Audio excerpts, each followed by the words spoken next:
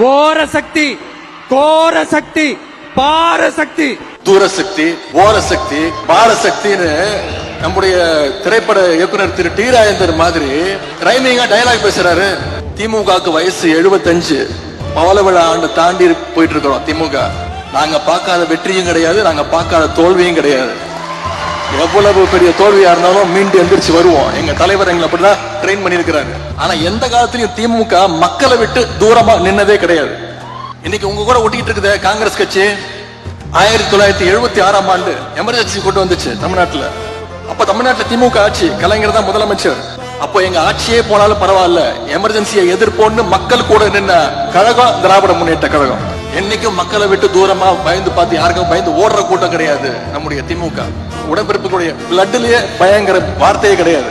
இன்னும் கொஞ்ச நாள்ல மக்கள் பார்க்க போறாங்க யார் தூரமா நிக்க போறது, யார் ஓட போறது அப்படிங்கறத மக்கள் விரைவில் தெரிஞ்சுப்பாங்க.